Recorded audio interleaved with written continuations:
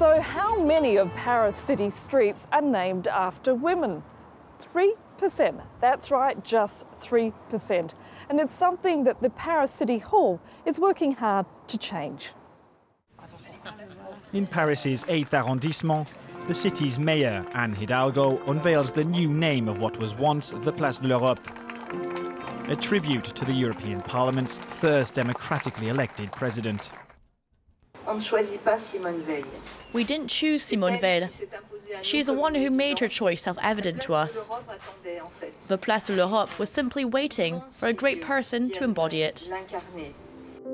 Since 2011, 140 new street signs bearing the names of women have been unveiled across the French capital. The 12th and 13th arrondissements have been at the vanguard of this quiet revolution, naming dozens of newly built streets.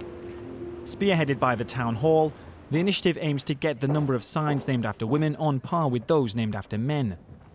Twice a year, the Deputy Mayor of Paris presides over the commission that names public spaces. There are 26 women on the waiting list, more than double the number of men. But as for streets already named after men, it's almost impossible to change them. There's an entire story that goes into naming a street. It plays on the imagination of tourists and the history of Parisians. So we must let the history of Paris run its course, so it can permeate its streets, its public spaces and its gardens. In the meantime, women have been left in the minority. Out of 6,000 streets that make up the French capital, around 4,000 carry the name of a man. Only 300 are named after women. The lack of space means that even they have to make do with small streets or out-of-sight squares, little known to Parisians.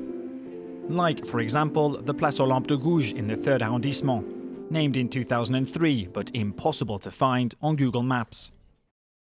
We can't just throw the names of women around. We really have to think harder about how we embody public spaces, how we pass on our collective memory, and in particular how we create that link between our collective memory and public spaces that future generations will inherit. Often, women find themselves associated with men, like the physician Marie Curie, whose legacy is tied up with that of her husband, Pierre Curie, and for Simone de Beauvoir, whose name is linked to her partner, Jean-Paul Sartre.